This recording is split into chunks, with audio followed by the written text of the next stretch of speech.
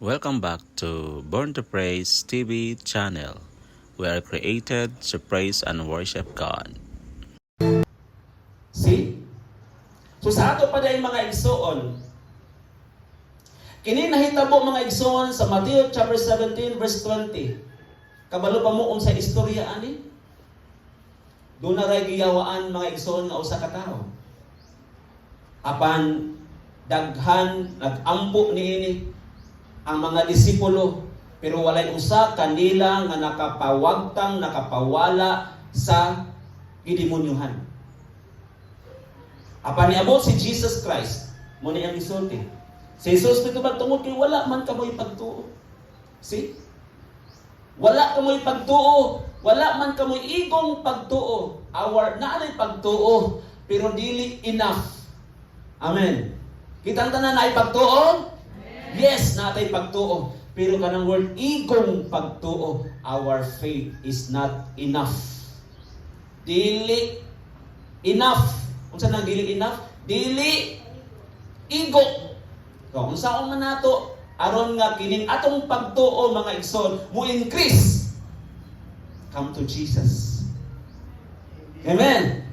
No? Ina nang tapad. Duol ta kang Kristo. I-fulfill ang Matthew 11:28.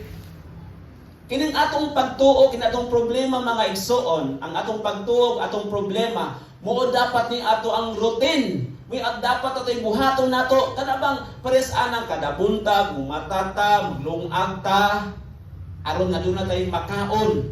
Mo dapat ni ang espirituhanon, routine dapat ni. Dapat kabalutag every Sunday asa ta paingon. Igsoon, seryoso ni siyang panawagan gikan sa Dios. Kay nganuman, dili masulbad ang problema, nalapuy-laing problema, tungkol kay nagkulang ta sa Ginoo, kulang ang ato ang pagtuo. Napabata diha? Di ta aktibo mga igsoon. Muna nakulang nato, dili iko ang atong pagtuo. Si Jesus na nag-ingon, dili ako. Si Kristo ang nag-ingon, dili ako. Ingon siya, kulang ang inyong pagtuo, dili igo. Kisa yan isultihan ang mga disipulo, karon mga isundaghan ang mga tao nga nito ulang. Pero dili igo. Amen. Nakuha nato mga igsoon. Natubag ba atong mga natubag ba atong mga pangutana nganong Lord kami? Kadaghan sa mga tao nganong kami, nganong siya? Tungod kay gusto ang Ginoo nga mudako ang atong pagtuo. Mulabang ta mga igsoon sa lawod nga nahadlok ta. Apan di ta makatabok tungod sa atong kahadlok. Pero kung ang Dios kauban nato, walay imposible sa Ginoo. Hallelujah. Ikaduha nga rason mga igsoon. Ay ikaduhang rason nganong doon na pagi problema, na multiply ang mga problema tungod kay ang atong focus dili siya. Wrong focus. No? Dili siya ang atong focus. Kinsay atong focus? Asa ta nakatuon, asa ta nakalantaw. Naa sa mga problema, wala ta nakalantaw kang Jesus. Hello? Di ba tinuod? No? Wala na to gilantaw nato ang matag ang gulo. Dili jud ko kakita, wala gyud paglaom nga akong makitaan.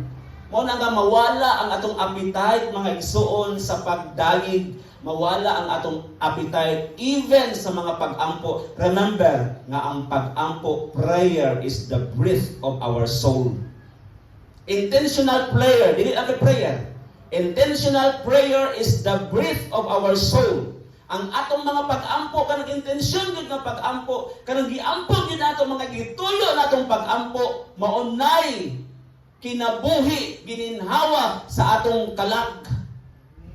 Kung ato nang dapat nahibaluan, kay ang tawo mga igsoon lumalabay aning kalibutana.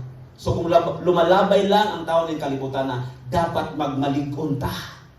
Dapat kabalunta mga igsoon, mo iskapo sa mga problema, dili kay kita mo dadon sa problema hangtod mawala ta sa mapa sa pagpangalagad sa Dios.